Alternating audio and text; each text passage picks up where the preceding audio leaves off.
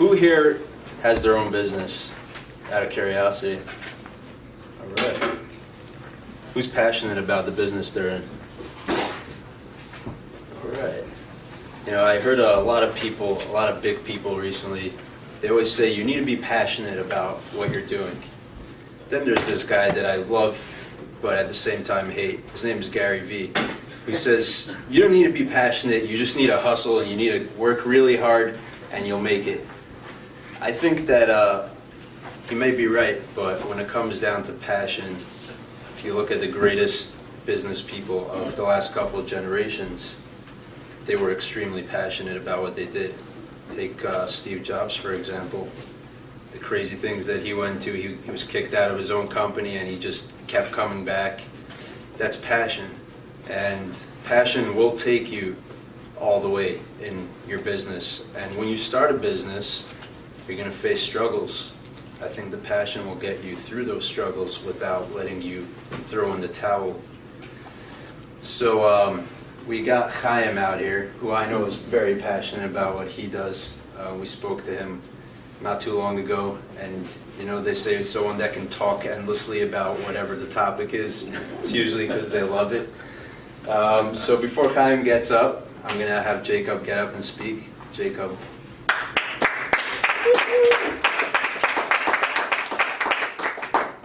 Thanks, Dave. Thank you. Hi, everyone. Thank you all for coming. My name is Jacob Usani, for all of you who do not know. First, before we start, I'd like to give a huge shout out to our sponsors. Thank you, Primavera, for sponsoring the delicious food. He never ends up showing up because he's running a business. See, that he needs to come to this event to know how to run the business and how to be in the business. But we're not going to talk about that. We're going to thank the J Design for the marketing and J Property Holdings for also putting this all together. So before we start, I also want to give a huge shout out to my wife for being there from the beginning. And shout out to Jake, for being there. Thank you. All the time. And shout out for my family. My father came before to support. He had to run, but it's those building blocks from the beginning that build the building. Okay, so talking about building a building, I actually have a speech about a building. So there was a carpenter, and this carpenter was building for over 40 years, but the last 25 years he happened to work for this contractor. He was building houses for him. Sure, some of you heard the story. Now, he was starting to get old. He was already 60-something. He wants out. He wants to retire. He wants to start fishing. He wants to build. He wants to make his plants. He wants to build his little wooden horses for his grandkids. So he wants out. He goes to the contractor. He's like, "Listen, Mr. Let's say Bob the builder. Bob, I want out.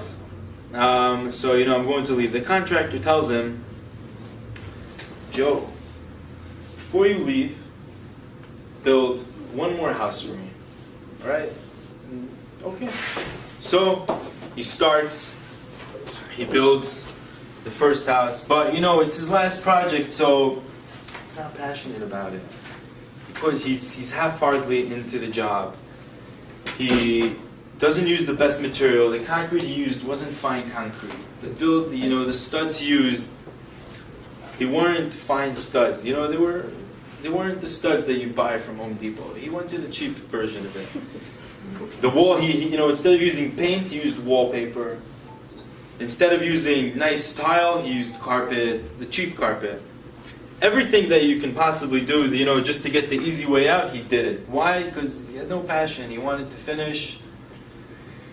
And, he's working on this for almost 10 months. Comes to the contractor after, he didn't even put a pool. He's like, he's going to put his pool. It's not going to be a problem. The contractor told him put the jacuzzi in. He's like, let the homeowners do it. I just want out. I want to retire. I want to go fishing. Okay, he goes to Bob. Bob the builder tells him, okay, well, you finished the house. And surprisingly, Bob hands Joe the keys. And he's like, You've been working with me for 25 years. You did an amazing job. As gratitude, this is the keys to your house. This old man, he has the shock of his life. He doesn't know, he's like, he never had something like this before. One, he's getting a house, and second, he's getting a house that, in my language, it's crap. He designed it, and not the best way. This lesson shows that when you're building something, whether it's relationships, whether it's a company, whether it's building a friendship, whether it's just building anything in life, put in the finest quality. Put in the extra hour. Put in the overtime. Why? Because you never know when it's going to come back around and bite you.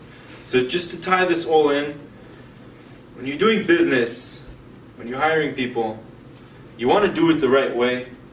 You don't want to come back in 10, 5, 15, 20 years and then have to run into an issue when someone sues you or when someone starts a whole litigation suit with you. You don't want to get involved. And with that, let's present Chaim Book.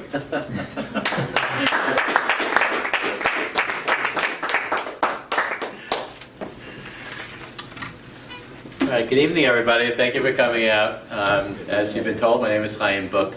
And the area of law that I specialize in is employment law, which means that I advise entrepreneurs, business owners like yourselves, with respect to hiring employees, how to do it the right way, how to pay people the right way, how to have the right type of documents, the right type of agreements with them, and sometimes how to discipline and fire them.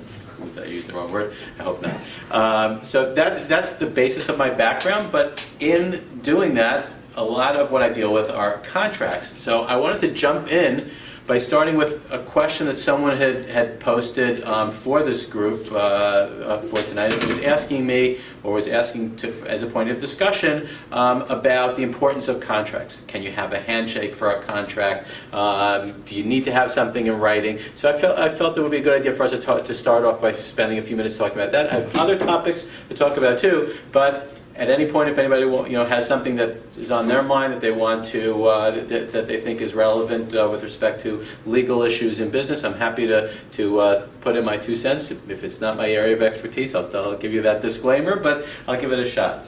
So let's talk about contracts for a minute. So the biggest problem that I see is folks who are a little bit too comfortable, a little bit too cavalier about their relationships. So let's talk about a typical issue that could come up for any of you. You have a really good friend that you know for years, and the two of you come up with this great business idea. And you talk about it, you're really excited, and you get the passion going, and everybody's really into it. And one person is a really great marketing person, and the other person is really great at the back office, bookkeeping, making sure that everything is delivered on time, etc. And they're going into business together, and we know each other for years. We're good buddies, and I know what you're responsible for, you know what I'm responsible for, and we're good, right? We don't need anything in writing. What could possibly go wrong? So much can possibly go wrong. I can't begin to tell you the amount of problems that can come up. So for one thing, hopefully this business is going to be really successful, right? Because that's what all businesses would love to be doing. Making money, making lots and lots of money for both of them. Okay, great. How are the profits shared? 50-50? That's your assumption, right? 50-50. They're both partners in it. Okay, well I gave you a really easy example. What about, it's not 2 buddies, it's 3 buddies, it's 4 buddies, it's 5 buddies. Same question. Is it split evenly? Everybody gets an even share? I don't know. Maybe someone is really technologically savvy, and they came up with a really great intellectual property idea, which we have an intellectual property lawyer here in the audience if you have any questions about intellectual property. Maybe one person has the really valuable idea, and the other folks are, they're good at what they do, but they don't have the real value. Maybe that person's supposed to get more money. Or maybe someone found them a really great office to work out of that's really valuable and got them free rent for 2 years. Maybe that person should be getting more money. I don't know the answer to that. Worst situation, the business makes money for a few years and then it falls apart and they owe money all over town. Who's responsible? Who is going to have to pay back these creditors? So without anything in writing, we have problems, and lots of problems. And you might be sitting here to yourself and saying, who would be so dumb as to not have a written contract with their partners? I gotta tell you, it's a lot of people. I get this issue coming up all the time. And it's really, the story starts almost every single time in the same way.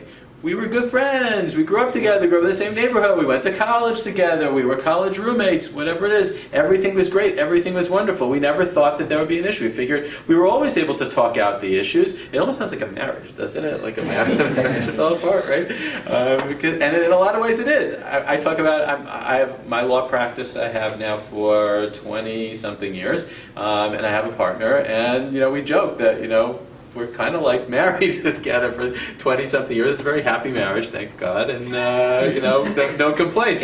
But other folks don't have such happy marriages, and partners do get into fights, and partnerships do split up. And when there's nothing in writing, you have problems. So, what type of document do you need? Does it have to be one of these formal 50-page contracts with lots of legal terms and words that I don't understand that I have to look up, on dictionary.com? So the answer to that is no. It doesn't have to be 50 pages. It doesn't have to use a lot of fancy words, but you do need to get your basics down in writing. And you do need to have something that indicates what it is that the company is going to be doing, what it is that each person is going to be responsible for doing, how the profits are shared. Those are all important things to have down. Even if you have just the very basics down on a piece of paper, I know people, in today's day and age no one likes to use paper, but even something like that, a piece of paper that had down just basic ideas, is helpful whenever there's a dispute, whenever you don't agree on something. Obviously, if you could do better than that, you should do better than that. But so I've been asked questions like, well, what about I sent her an email saying let's go into business together and we're going to be 50-50 partners, and she answered the email and said, great, let's do it. Is that a contract? The answer is it depends, but that could be a contract. I mean, when we talk about having things in writing, we don't necessarily mean having a formal contract. Sometimes you can have an exchange of emails, even exchange of text messages that could lead to a contractual relationship. It's not the best way to form a contract. Normally, when we come across something like that is when there is no formal contract. We have to find some way of figuring out what these people had in mind, what they wanted to do when they got together. So we go back to, they used to say, go back to the videotape to see what the play was in the game. So we have to go back to the communications, the emails between them, the text messages, the WhatsApp messages. We have to go back and see what the parties communicated to each other to try to put together some type of idea in terms of what was their real agreement. So that's not the best scenario. The best scenario really is to have something in writing between the folks expressing what it is that they had in mind. A lot of businesses, as you may have noticed, start off as corporations, and there's a good reason for that. And we're not going to go into a lot of detail about that, but the reason why it's a good idea to have a corporation is to protect yourself. So you are an individual. If you have a marketing firm and it's the Jane Smith marketing firm, and you are Jane Smith and you're not a corporation, then unfortunately any business that you conduct that goes sour, your personal assets are at risk. So you want to make sure that you have a company. You want to make sure you have a corporation. It can be called Jane Smith Incorporated or Jane Smith LLC. That's fine. Or you can come up with a really cute name, like Amazon or something like that. I think that might be used. But you can come up with some other name and incorporate that, and then that's your business, and that protects your assets. So when you have that corporation, that's a perfect time to say, okay, well, we have a corporation. There are 3 of us who own this corporation. Let's have a document that indicates what our respective responsibilities are, what our ownership rights are, etc., and that'll be a good starting point. Another area that contracts come up in is your customers, and this I got a question about also. I have a customer, they called me up, they want me to build this house for them, and we sat at a table, they explained exactly what the house should look like, and I said, okay, I'm going to charge you, $695,000 to build this house because it's here in a beautiful area in Rockland County, and we shook hands. Enough, right? We're done, aren't we done? No, we're not done. We haven't even begun.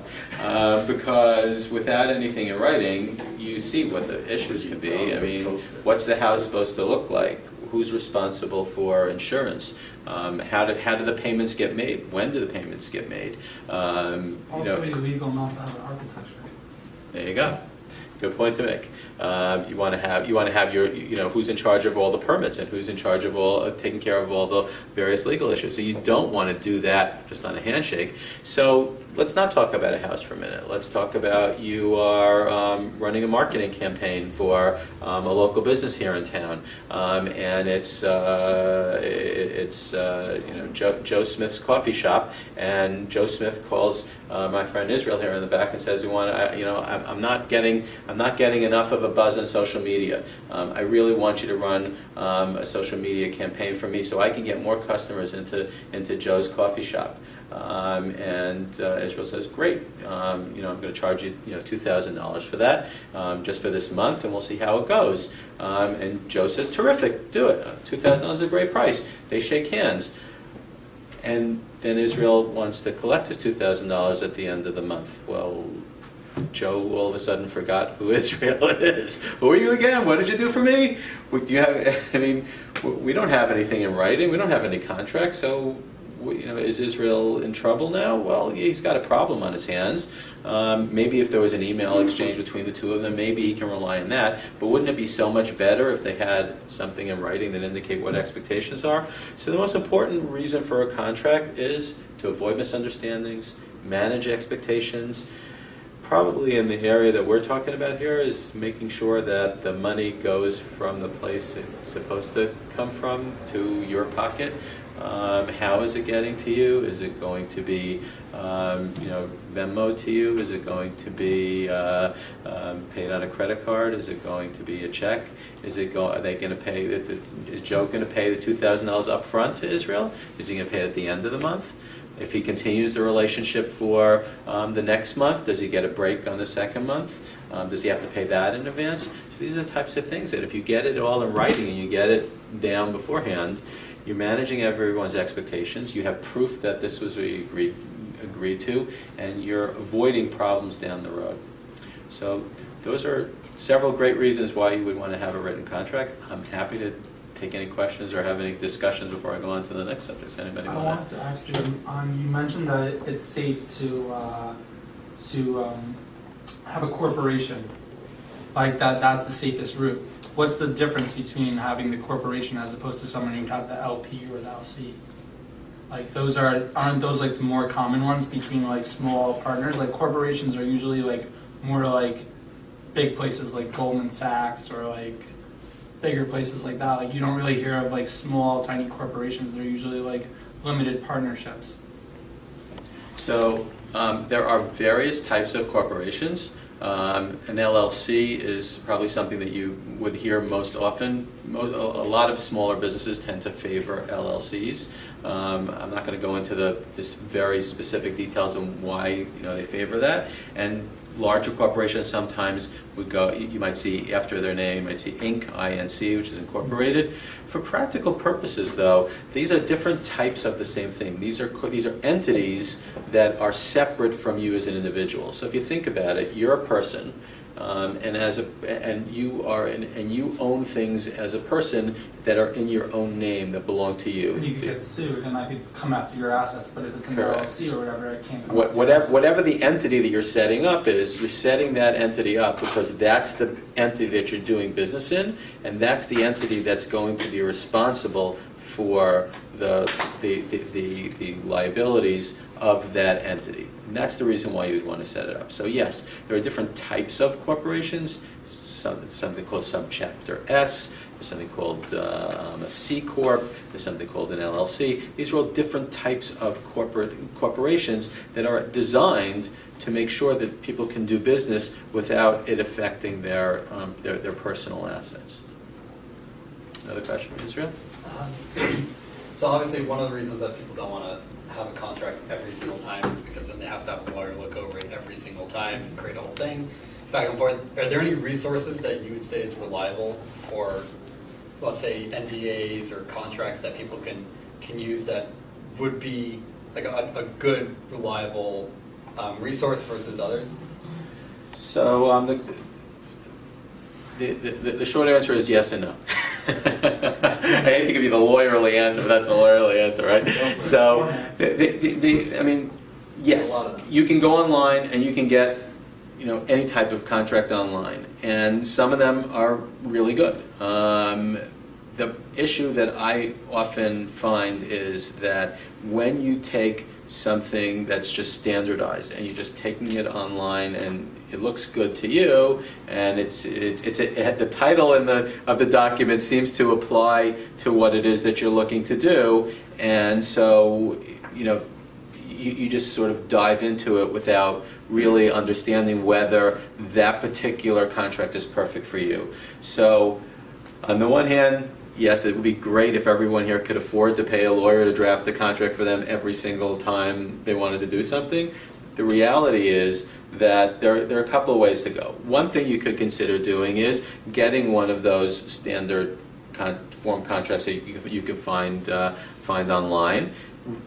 Taking the time and actually, making sure that it's applicable to what you want to do, and then it's probably worth, paying a lawyer for a half hour, an hour of time to look it over, to make sure and explaining your situation, what it is that you're trying to accomplish, and making sure that this applies to you. Maybe making suggestions of how to make it more custom to what you're trying to accomplish. Once you have a standard contract, let's say a contract that you're going to use for your customers, 90+% of the time, that's going to be the same document you're going to use time and time again. So you're not going to have to pay somebody for every single customer to draft a new contract.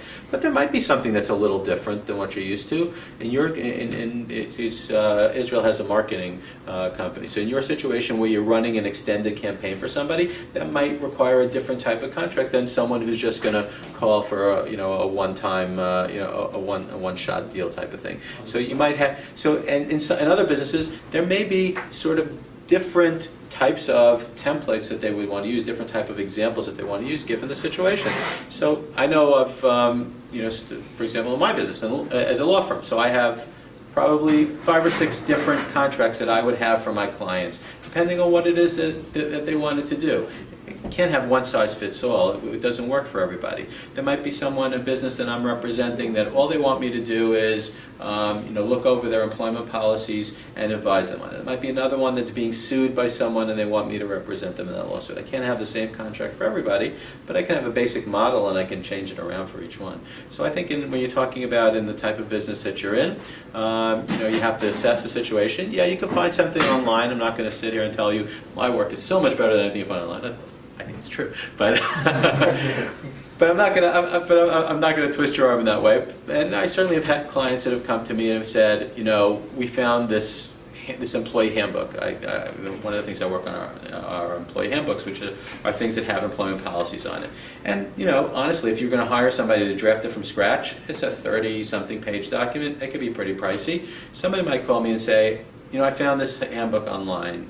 I really don't want to spend a lot of money on drafting a handbook. Can you just tell me if this is good enough for me? There have been times when I've looked at it and said, it's not perfect, but it works. Or I might say, it's not perfect, but if you pay me for an hour of my time, I can probably make it more suitable for what you're looking for. And then sometimes I say, that's real crap. You really landed on the wrong website. So you should stay away from that website in the future. You had a question. Hello, Naftali Tesla, Director of Business Development at Amateur of Kings County. The whole conversation is good if you are making the contract, if you are a service provider, right, or you're selling goods, so to speak. I want to hear the flip side. If I'm getting a contract from a vendor, what's right, the key points that I should look for before signing that? Right, that's a great question. And the complicated part of that question is that sometimes you get someone, particularly if you're dealing with government, or with a very large corporation, a large entity, and they tell you, this is our standard form agreement. You must sign this. There's no flexibility, there's no negotiation, there's no anything. In that situation, unfortunately, you have to, decide. You have to take a look at it, and to the best of your ability, figure out if there's anything in it that's a particular problem for you. And if it is, you may have to say, no, I'm not willing to agree to that. Or if it's a valuable enough situation, you might want to hire a lawyer to advise you to make sure that you're not stepping into anything that you can't deal with. So but other times you want to you want to negotiate. Let's say Perfect example. I told Israel he should have a contract. He has a contract. I'm going to hire him to run my social media campaign. And he says, okay, Chaim, you want to hire us? Great, here's our contract. I don't want to accept everything that Israel has in his contract, and he's not a big government agency, and he's not a big corporation. He can't push me around and tell me what to accept. So I'm going to negotiate. And there might be something in there that I don't like. You know what? Israel's contract says I have to pay him everything in advance. Well, I don't like that. Israel, I'll pay you half in advance. I'll pay you the other half when you're done with the project. It may say, he's only going to, take care of my needs on Twitter, but he's not going to, touch LinkedIn at all. Israel, I don't like that. I want more for my money. So, you have to know, who you can negotiate with, and you have to know what points you want to negotiate on. So I think that's what it really comes down to. Yes, sounds good. Thank you. Yeah. Sure. Anybody else have a question?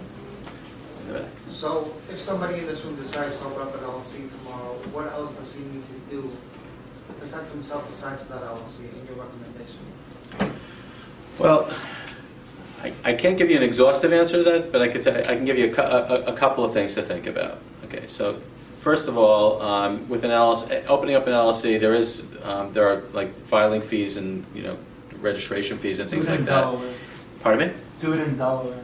Do it in Delaware. There you go. Not necessarily. But not necessarily. But this gentleman recommends Delaware, so you can decide if you want to accept his recommendation. But what I was going to say is probably the most important thing, and I think that some folks forget this idea, which is, okay, I told you, you're a person that's separate from your business, right? This business entity is a separate thing.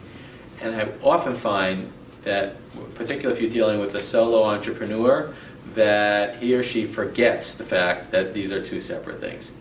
So this month, it's okay if I pay my personal phone bill out of the LLC, isn't it? Or I'll pay my my personal home internet provider out of my LLC, right? That's okay. Or I'm making a bar mitzvah next month, and I don't have enough money in my personal account, but the LLC has money in its account, so I'm just going to take some money from there to pay for that event.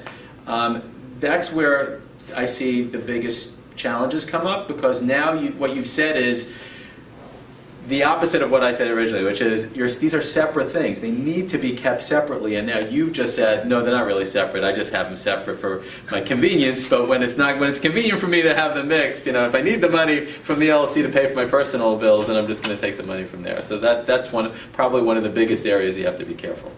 So what do you suggest? You suggest transferring the money to your personal and then spending it? That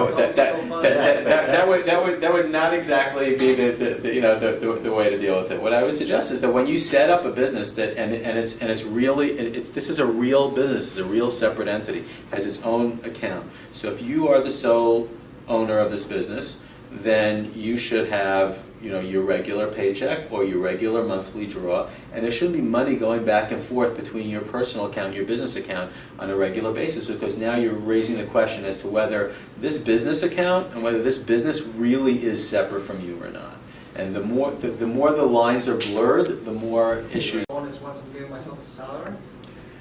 Sure, you can give yourself a bonus. It doesn't mean that if you have a separate business that you can't pay yourself. Sure, you can pay yourself. What I'm concerned about, and what I would tell you should be concerned about, is that if you start, what I'm saying, blurring the lines between the two. If, for example, your monthly bills, instead of taking your monthly paycheck or your occasional draw or bonus or whatever it is, if you're just directly paying your personal bills out of your business account, then you're blurring the lines in a way that someone is going to have a hard time distinguishing between you and the business. And that's what you have to be careful about. And that's what you should really be paying attention about, because you really do want to keep them separate.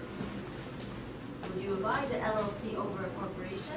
I'm sorry, I wasn't there in the beginning. I'm not sure what you're commenting. Well, I wasn't really getting into that nitty gritty of it. For that, you'd probably need the advice of a corporate lawyer. That's not my field. I was talking about the fact that there are different types of corporations. An LLC is one type of corporation. For some people, an LLC makes a lot of sense. For other people, it doesn't. So you do need personal advice based on what type of business you have, what the ownership is, etc. So I can't stand here and say objectively an LLC is so much better than everything else, because that's not really the case. Everything is suitable for the particular situation. Is it illegal to not pay your interns? Okay, interns. Glad you asked about that. It's one of my favorite topics. So internships. Actually, if you don't mind, let me sort of back up a little bit. So one of the topics I was going to talk about is paying people. So it sounds like a pretty simple concept, right? You want to hire an employee, you just hire an employee, and you agree with that employee, you're going to pay them whatever their salary is, you just pay them. It sounds like a really simple concept, but it's not as simple as that. Why is it not as simple as that? In part because the legislators in Albany, in part because if you're in business in New York City, then you know that New York City in particular has made it very difficult for folks. And in part because you need to have records. So there are two different types of employees. Oh, there are a lot more than two. But for the purpose of this discussion, we'll talk about two. There are folks who are hourly workers. They have to be paid by the hour. And they have to track their hours. They have to be paid at least minimum wage. I'm not sure what the number is in Rockland right now. I think it's. I know all the New York City numbers, but I'm not familiar with the Rockland one. I'll get back to you on that one. Pardon me? I think Rockland's 9. 9. That sounds about right. 9 or 10. Eventually, it's going up to like 15 throughout the entire state. So but that'll be within the next few years. That's where it's going in New Jersey as well. So you have to pay, and you have to pay minimum wage. And the law is that in New York State, when you hire somebody, you have to give them a notice of pay rate. That means it's a piece of paper. It's on the New York State Department of Labor website. And excuse me? W-4? No, not a W-4. It's a tax form. It's a New York State Department of Labor form. It's called a notice of pay rates. It's also called the anti-wage theft something or other, but the real name of it is notice of pay rate. And on that notice of pay rate, you're going to write the employee's name and their address and what their pay rate is. So let's take an easy example. A person's making $10 an hour. If that person's an hourly worker, then you're going to put on the notice of pay rate $10 per hour, and you have to put down overtime rate, which is time and a half, $15 an hour. And if the person is not eligible to receive overtime, and that's called an exempt employee, then you have to put down the reason why that person is not eligible to receive overtime. And we'll talk about that in a second. And then the employee has to sign this form. Employee keeps a copy, you keep a copy. If you don't have this form, it's a $10,000 fine. Does anybody want to risk that? It's a simple piece of paper. A simple piece of paper. A $10,000 fine. I'm saying that in a drastic way to try to express to you, for the employer. You're trying to express to you that is important. For every employee, $10,000 fine. I'll get to you in 1 second, okay? So, and it has to be in the employee's common language, the language that they use most often, they're most comfortable with. If they're a Spanish-speaking employee, even if they also speak English, if their first preferred language is Spanish, you have to give them the form in Spanish. If it's Japanese, you have to give it to them in Japanese. The Department of Labor is wonderful. They have, on their website, they have this form in every language you can imagine, and many languages that I've never heard of in my life. So it's all there, okay? You don't have to work too hard to find them. They're all on their website, okay? And you need to fill out this form. What does exempt mean? Exempt, I can't give you an exhaustive definition right now, but if you think about it simply, it means if someone is, for example, a manual laborer, if they're working on doing plumbing work, if they're doing cleaning work, if they are, or if they're not even doing manual labor, they're doing lower level type of work. They are doing bookkeeping, they are doing receptionist duties, whatever it is. They are going to be entitled to overtime. That's called non-exempt. Means they are not exempt, which means they are required to be paid overtime. If they work for more than 40 hours in a week, they need to be paid time and a half. If someone is a professional, they're a lawyer, they're a doctor, an accountant, they are exempt. They do not need to be paid overtime. If they are a manager, they're managing 2 or more people, they are exempt. Do not have to pay overtime. Even if they're paid hourly? Even if they're paid hourly, you do not have to pay overtime, okay? For anyone who is a manager in a truly managerial capacity. You can't just call somebody manager and give them a manager title. They have to actually be managing 2 or more people, and they have to have a certain amount of independence to be able to manage people. It's not... Who would know that? Pardon me? Is it reflective on the salary? Like, do they see that on the salary? I'll get to that in 1 second, okay? I'll get to that in 1 second. Hold on a second. I Okay? have a question. So, If I I'll have- get to you in a second too. Let me just finish the description, and I promise you I'll answer your question, okay? So here's where it comes up, okay? And this happens, unfortunately, way too often. I get lots and lots of people who call me, oh my gosh, I wasn't paying my people properly, or oh my gosh, I got threatened by the Department of Labor, or I got a letter from a lawyer threatening to sue me because they say that I had people working for me and that they were working overtime. But it's not true. They're not working overtime for me. They're only working 40 hours a week, but they're claiming they're working 60 or 70 hours. And the first question I asked them, I said, that's great. So you don't have to worry then if they're only working for you 40 hours. So do you have time records? No. You have to have time records? Yeah, you have to have time records. If the employee says, I work 60 hours and you don't have time records, then guess what? You're on the hook. Why? Because the law is that employers have to keep time records with respect to people who are eligible to receive overtime. And if you don't have it, you can try to prove that they didn't work those hours, and you may be able to do that. You may have witnesses, or you may have video in your premises which shows when people come, when people go, and when it's locked up. You may have alarm company records that show that the alarm is on until 9 o'clock in the morning, and then it's shut off, and then it's on again at 5. And if you have that, that's great. But most people don't have that. And without any time records, you are in trouble. Because if the employee says that he or she worked more than 40 hours in a week and was not paid for overtime, you are responsible to pay the overtime. And the penalties are awful. In addition to that $10,000 I talked about if you don't have the form, in the case of overtime, if you don't pay overtime, you are responsible to pay double. Double, that's right. So, this goes back 6 years in New York. So if somebody's been working for you 6 years and says, for the last 6 years, I worked 20 hours a week of overtime and didn't get paid for it, time and a half, times 6 years, figure it out, folks. It's a whole lot of money. Double it. Wait, it's worse. This person hired a lawyer. That lawyer gets paid his or her fees on top of that. You're talking about huge disasters. Huge disasters. So, you need to be, I'm sorry, let me just finish the point, and I'm happy, I promise to answer her question, then I'll get yours, okay? Now, there are a lot of nuances to this, and a lot of details to this. I'm giving you the very broad generalities to emphasize to you that it's very important that when you hire employees, you need to, number one, do that notice of pay rate. Number two, figure out if they're exempt or not exempt. Number three, if they are non-exempt, meaning they are eligible to receive overtime, to make sure you track their hours, because it could be a disaster. Now, you had the question. Okay, so we had an employee, and we tracked records. We didn't let him work more than 40 hours, but he wanted to stay. And we weren't gonna, he makes a nice paycheck, and we weren't gonna, pay him time and a half, but it doesn't pay for us. Mm-hmm. So he kept on asking, maybe I can work in a different corporation and just stay here and finish the work, like at the busy timings. We shouldn't take just people, for temporarily, to help us in the warehouse. So, beginning we did, and then my lawyer advised me not to.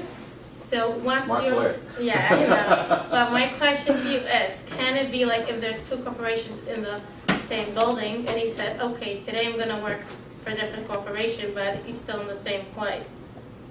Like, can he stay in the same place, clock in, clock out for a different corporation?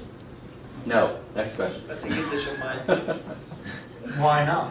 I'll come back to that in a second. He said he had a follow-up, so I'm going to go Oh, first, and I'll explain one. does it make a difference when an employee gets No. paid through a W-2 or a 1099? Yeah, that's a different subject. We're going to talk about that in a little bit. So if somebody gets paid to 1099, then there's no overtime? We'll talk about that, but the answer is that if the person is truly a 1099, and very few people are, but if they are truly a legitimate 1099, then you do not have to pay time and a half. Okay? But there are very few people who truly fit into that. To explain the answer to her question, we talked before about corporations, right? And about the fact that the corporations are separate, and that the bank accounts are separate, and that there's a separate entity. You can't, how should I put it, game the system by saying, okay, if I have two corporations and I split it up, then that way these are like two different entities, and therefore I don't have to worry about overtime. If the two are completely unrelated businesses and don't have any common ownership and don't have any common bank accounts and they're just in the same building, then of course somebody can work.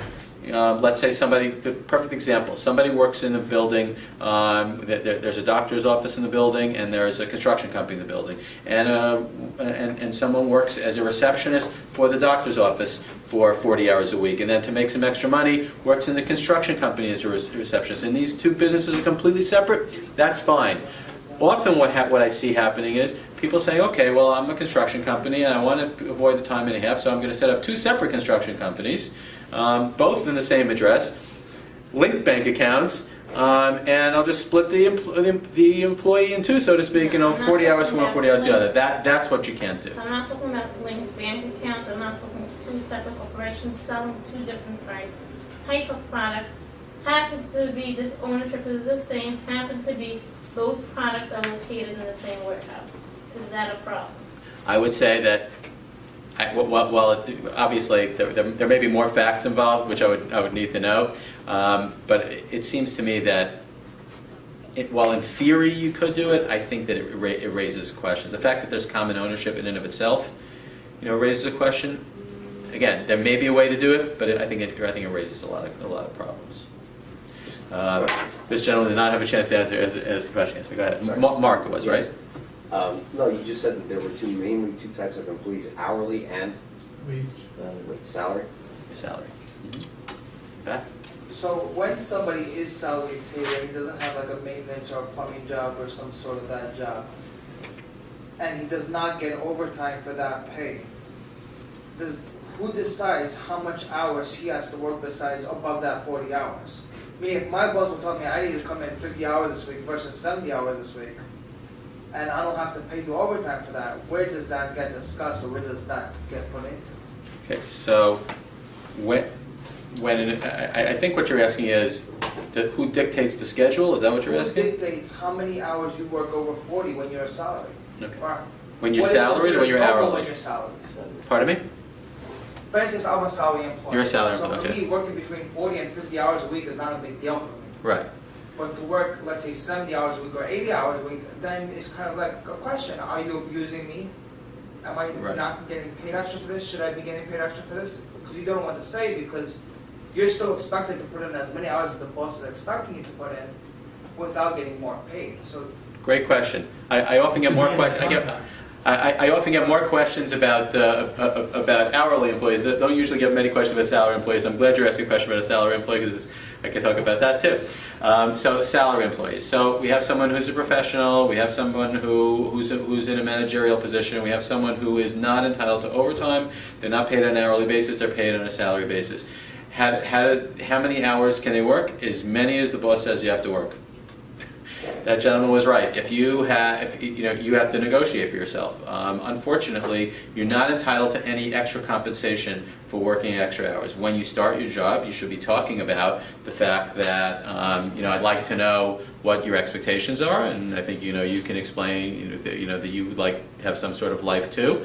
But if it just so happens that you take a job and after working there for a few months, you find out that this is really not a 40 or 50 hour a week job, but this is an 80 hour a week job, then you might want to go back to your boss and say, hey, I don't think you're paying me enough. No, I'm just curious because my wife would work sometimes 45 hours a week versus 90 hours a week.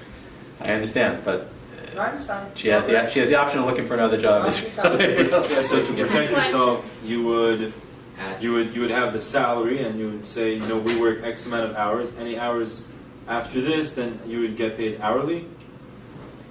Or you don't get paid at all. You're talking about what from the employee standpoint or from the employer From standpoint? the employee standpoint. From the employee standpoint, I think that you'd want to know what your expectations are, but I don't think you can get paid anything extra for working those extra hours. You're not entitled to that. So there's no clause that can be put in. No. To put into your contract? Well, if you are going in as an employee and you're saying, okay, if you want me to work, this is a salary that you're paying, what are the expectations as far as the hours? You could ask to be put into a contract.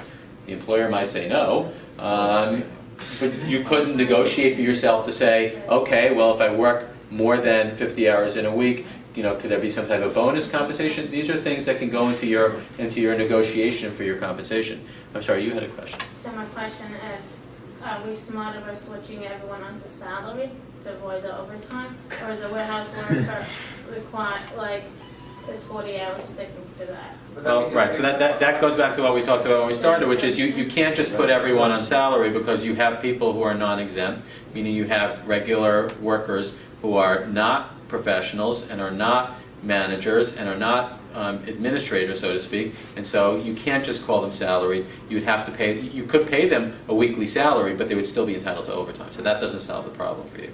I'm sorry to say. Someone had asked about interns. I could talk about that, but I'm sorry. You have one more Just question? one last question in regards to salary. Mm-hmm. So, for somebody who works hourly full-time, what constitutes him getting paid holiday time? Meaning Labor Day's coming up. Right. So if my company's closed on Labor Day and I have an hourly employee that works 40 hours a week, no matter what, every single week, is it my decision to pay him holiday time because he's not working that day? Or because he always works for, what constitutes me as an employee? If with respect to holidays, if the company's closed on the holiday, then the company has the option to say it's a paid holiday, it's an unpaid holiday. It's the company's option to do that. Including the legal ones. Correct. In other words, it's part of Because the benefit there's a misunderstanding, I find, that with respect to legal holidays, which is to say that folks think that, number one, that you have to close and that you have to pay everyone. That's not the case. There's nothing stopping you from being open on a holiday, and there's nothing stopping you from closing and saying it's an unpaid day off. And what about the Jewish holidays? Jewish holidays get a little more complicated. So Then I must basically, pay it because I want to be closed and an employee wants to work. Is that correct, right? with respect to hourly employees, correct. Not the salary they're going to get paid anyway, but the hourly, correct. Sorry. you had a question? What about holiday pay as well, since we're talking about holidays? If you're open, are If you you're required to pay them holiday pay time and a half? So you're not required to, but it's a good idea. Because obviously, who's happy about working on Labor Day? Do you want all your employees coming in and being unhappy? So it doesn't have to be time and a half. It could be a special holiday bonus. It could be something else. But I recommend to all of my clients that if they're going to be open on a holiday, that it just makes sense from business. We're talking here about what do you want to do to make your business successful. One of the most important things about making a business successful is making sure you have happy employees who are happy to do their job and want to work hard for you, right? So let's switch gears for a second. Instead of thinking about, okay, what's the minimum I can do, let's talk about the fact that there's a flip side to it, which is that if you're the type of business that you're going to stay open on holidays and not pay anybody anything extra for that, and you're the type of business that that are looking to essentially work your employees as hard as you possibly can work them without having to pay them extra, then you're not going to have happy employees. Not happy, not productive, not getting a good job done for you. So let's also think about this from an entrepreneurial perspective, which is how can you be successful? One way to be successful is to think strategically with respect to your employees. Doesn't mean you have to, give everything and be overly generous in every area, but at the same time, I would submit to you, as a group of entrepreneurs, that you should think about, hey, what can I do to make my employees more productive? What can I do to make it a more pleasant workplace? Am I going to bring in breakfast once a week? Am I going to give bonuses every once in a while to keep people excited? Am I going to have if you have salespeople working for you, am I going to run some kind of contest where they're going to win a prize for bringing in the most clients? Those are some of the things you want to think about. You know what people like more than anything though? People love time off, paid time off. They love paid time off. Nothing employees love more than paid time off. So you could think about okay, what do I have to do? What do I not have to do? But I will tell you that from both from personal experience as well as just from lots of folks that I speak to, that one of the great perks that you can give people is paid time off, and so maybe that they're earning that.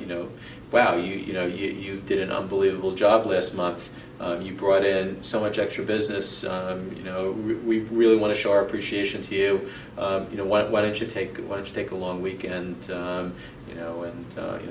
on the company, just pay time off.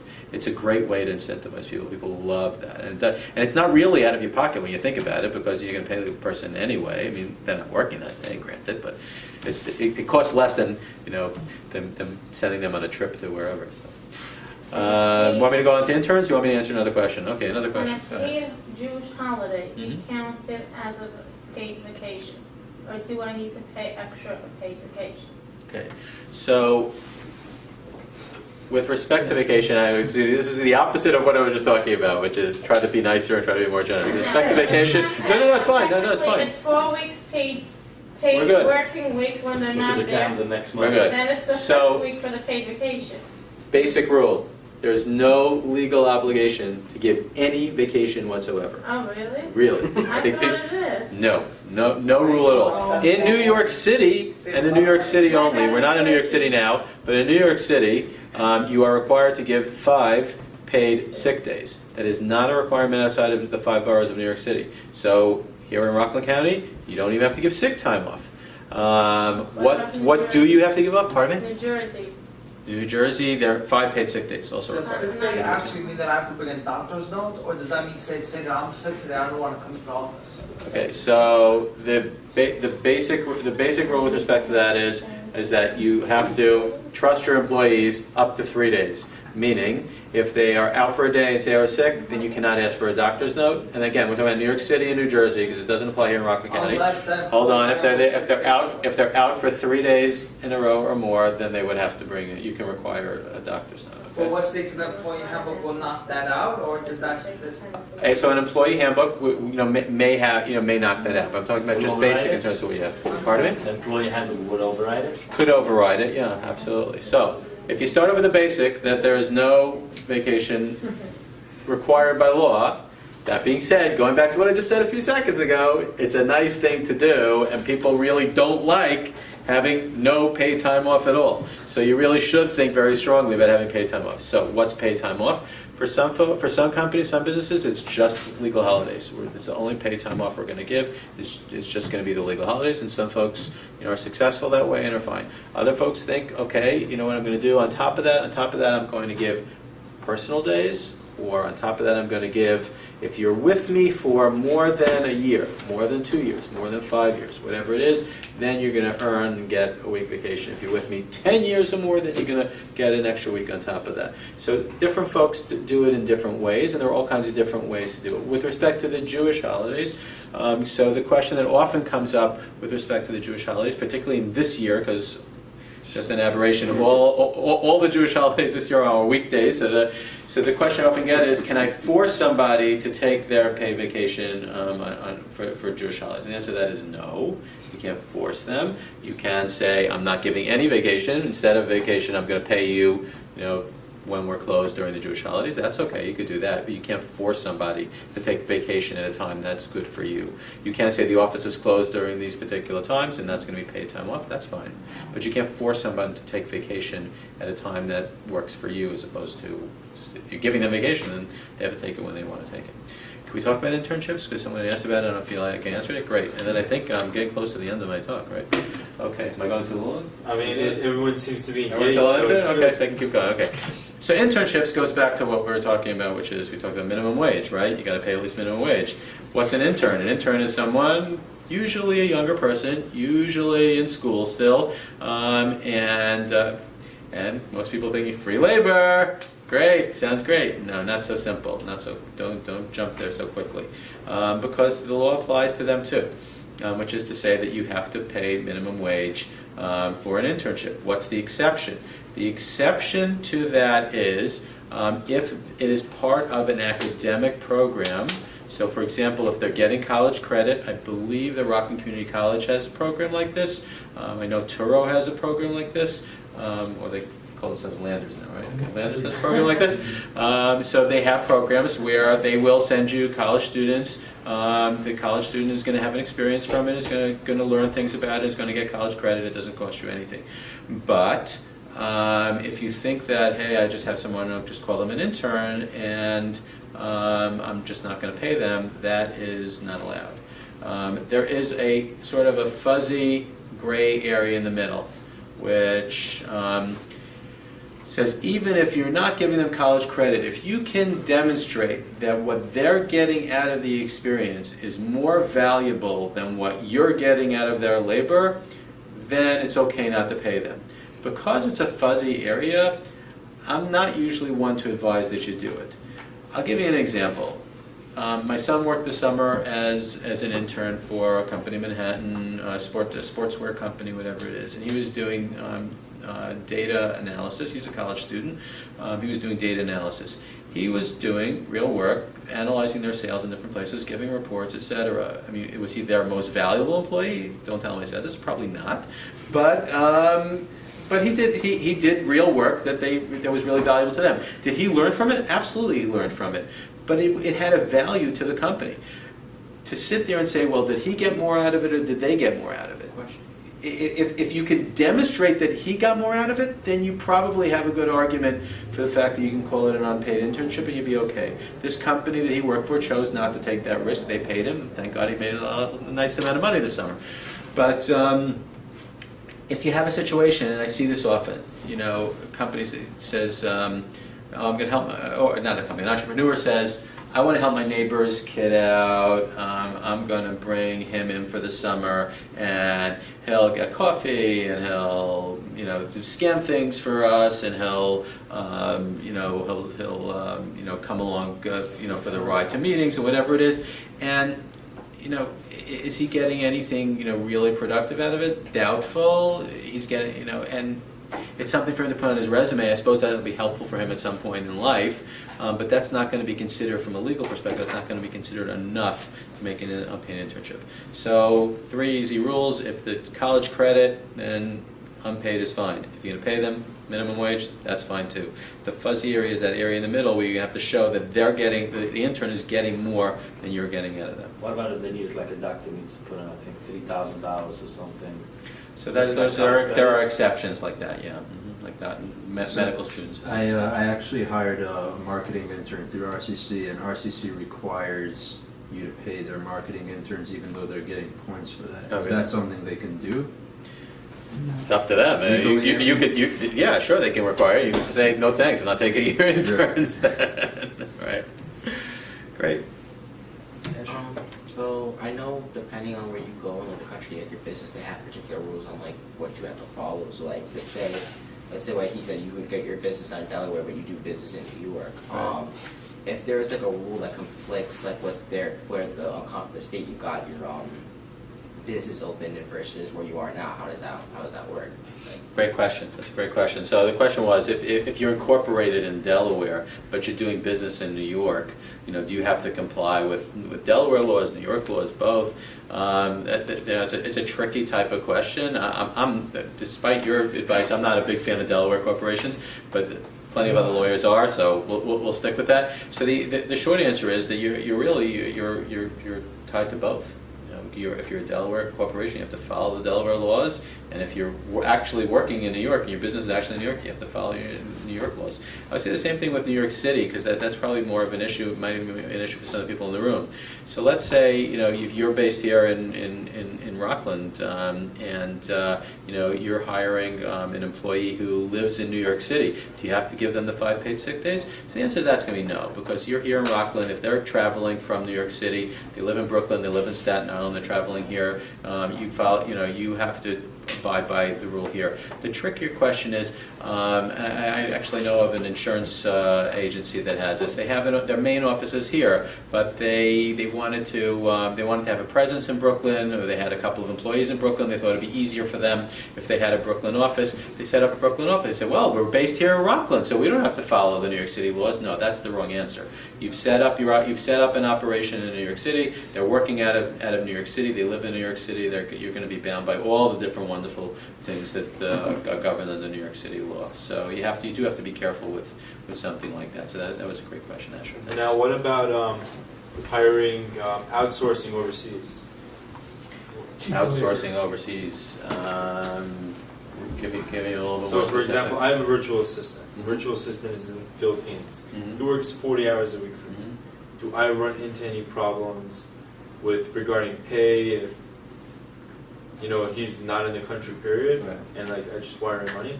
I'm not that familiar with that particular scenario. I mean, I would say that, you know, that in all likelihood, you do have to abide by some law in the Philippines, so you might want to look into that a little bit. No, I don't know. There's an agency that does it for me. Right, I would I'm say, just- you know, make sure that your agreement with the agency shows that they're responsible for that. And then that will hopefully address the issue. Yeah. Absolutely, great. Sorry, I have some.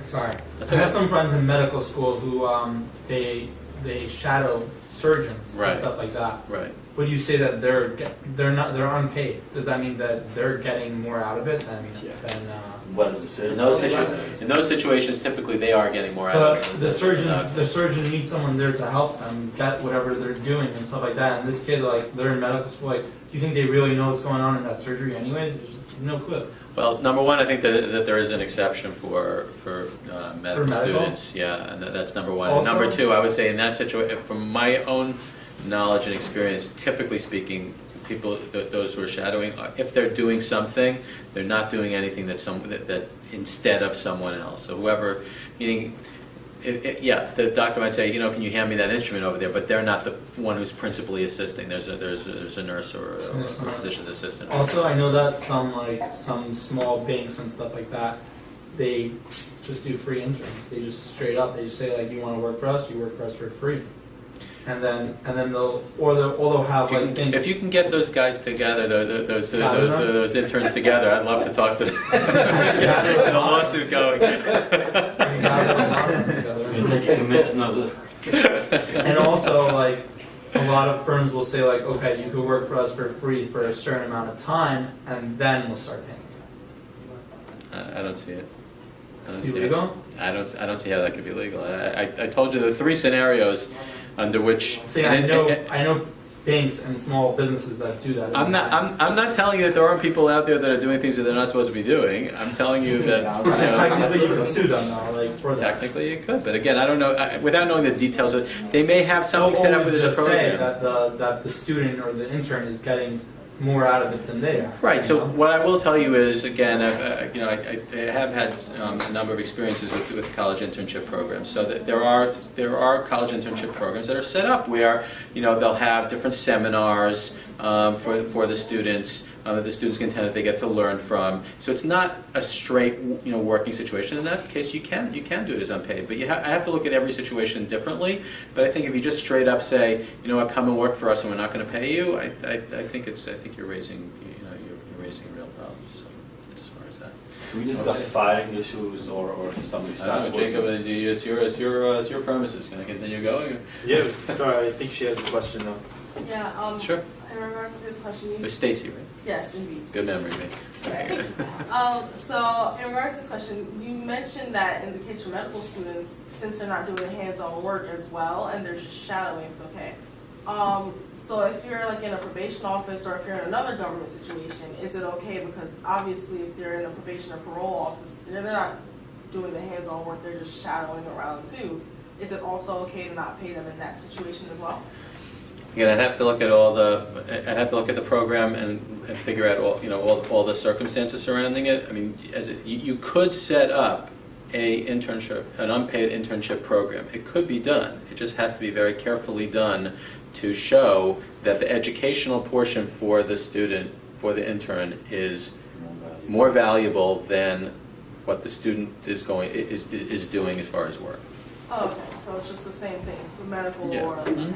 right. After hiring somebody, how long? I'm After sorry. how many days? After hiring somebody, after how many days are you responsible to keep him and by the labor laws? Great question. How about some filing tips? How to fire somebody? Sure, happy to do that, and then I'll get to Israel's question, okay? Okay, so the law in New York is at-will employment. Has anyone ever heard of that? Employment at will? Okay, so what does that mean?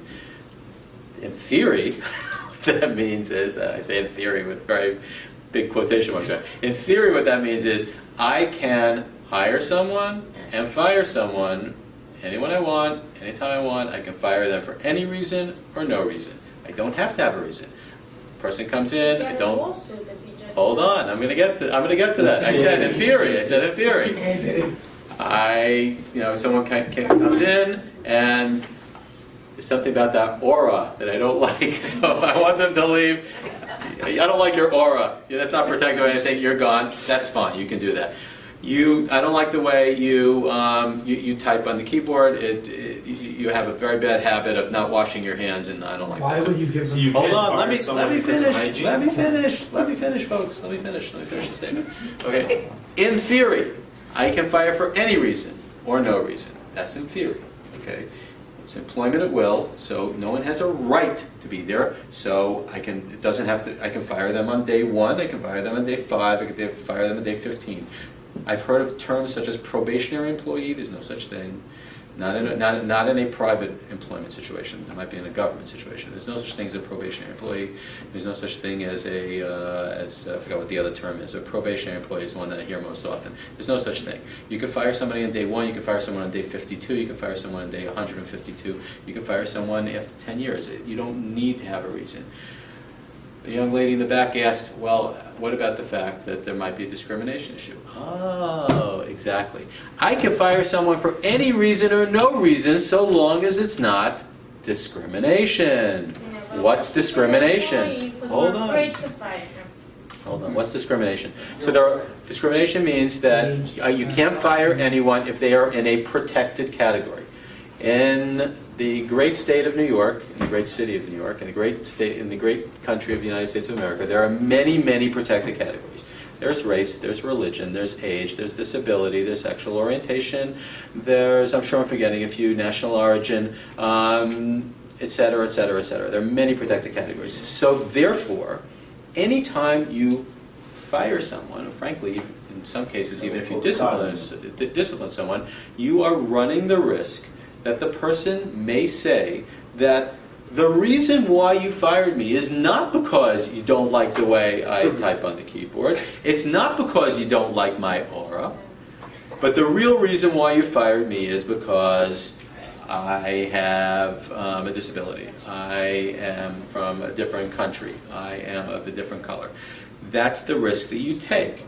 So what do you do in order to make sure that you don't have such problems? Well, there's no bulletproof way of doing that.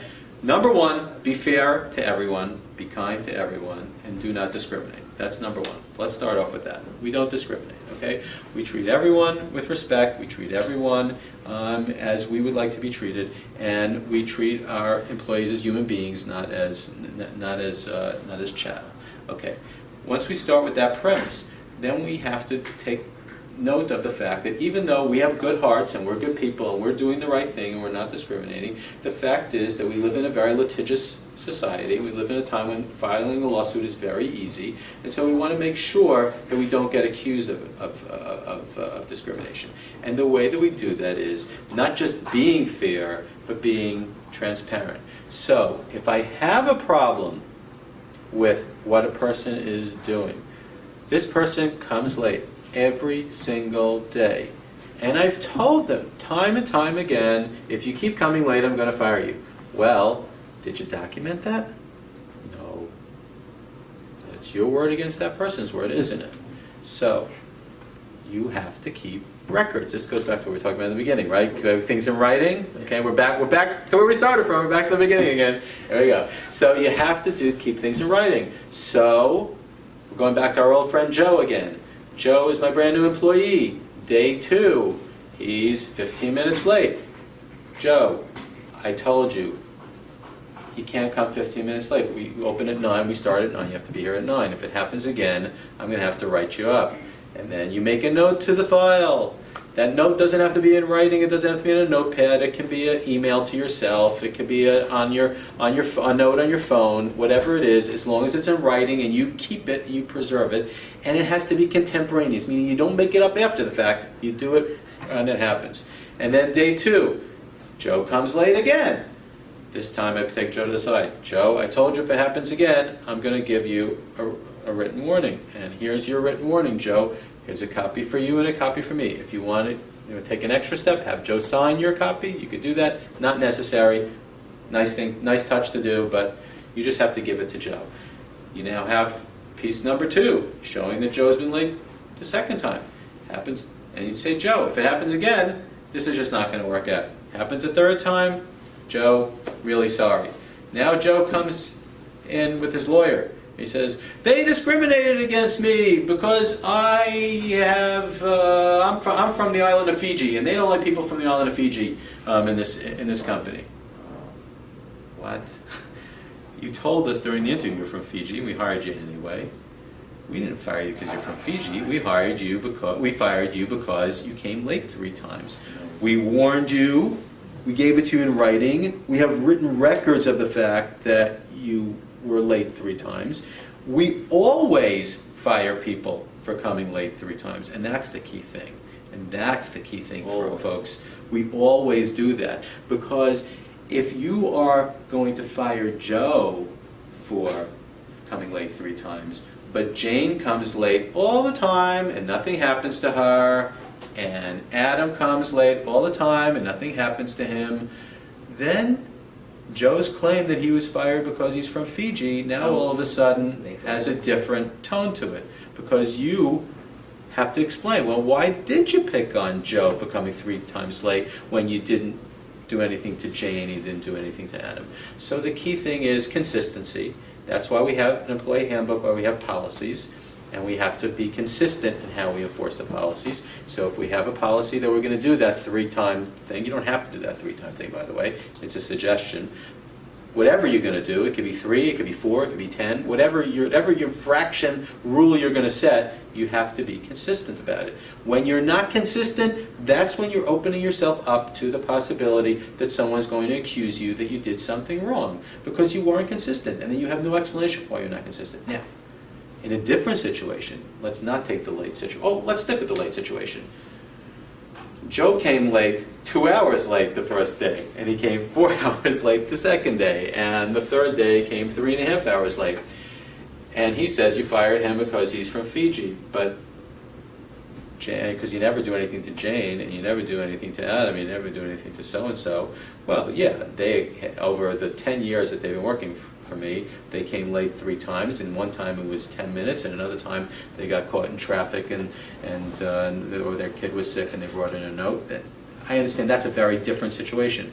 My point is you need to be consistent. There are egregious situations that might be different, but you have to be consistent in whatever you're doing. And that's really the key thing to how you manage it. Written records and consistency. What if someone is just very messy, throws those papers down? I can't hear you, I'm sorry. Very messy. Very messy. The food goes on the floor, the lunch, whatever he touches doesn't clean after himself. And how many times he's reminded it's not working and this place is becoming a wreck. And we only want to get rid of him because of that. But then he says, it's not my job to clean after himself. So this is what we talked about. 1, if the policy is that you have to keep a neat desk and neat around your desk, okay, and he knows about the policy. Hold on, let me finish. And you could make a new policy, but frankly, I don't even think it's necessary to have a policy in this situation. Here, the issue is, and the question I would have for you is, have you given him any indication that this is something that he can be fired for? Have you have any records of the fact that he doesn't keep any desk? Take pictures of it in that type of situation. I would give him a written warning about it, have him acknowledge it, and then you can let him go for not having a messy desk. Absolutely. No problem with doing that. Israel, I owe you one from before, so go ahead. Yeah, well, forgot the before question already. Actually, the before question I was wondering about training periods. As when companies say that they don't pay for training, I'm just going to assume that it's because they're getting more out of it, the experience, but because it's a normally salaried worker, it's not an intern. Is that something that is legal or makes sense? But the question pertaining to now, what about situations where essentially it's blurred lines? For example, the thing that they'd say is discriminatory. Let's say one of those things that people always have to tell everybody, like a vegan, right? I have to tell everybody I'm vegan, right? So you hire somebody in the office and then they start, all of a sudden, everything they do, every conversation is about them being vegan. Right. And it's like, hey, this is a distraction to the workplace. Right. We need people working. And you're discriminating against me because I'm vegan. Right. So it's, in a sense, it is, in a way, correct. I am discriminating against you because you're vegan, but I'm not discriminating against you because you're vegan. It's because you're a distraction, right? You're just annoying. Just cut it out already. Yeah, if you didn't talk about it, I wouldn't have a problem with it, right? So, and it's disrupting the workplace. So what do you do in situations like that, where, especially nowadays, where people are very focused on their identity? Right. What do you do? You're so right. One of the challenges that I face in my job is that everyone wants to be in a protected category, and they're coming up with new protected categories, and honestly, it gets difficult. And even things I may not have thought of something in a way how it could be a protected category, and then I find out that it is a protected category. So let's talk about protected categories for a second. I don't, without something in front of me, I can't give you an exhaustive list.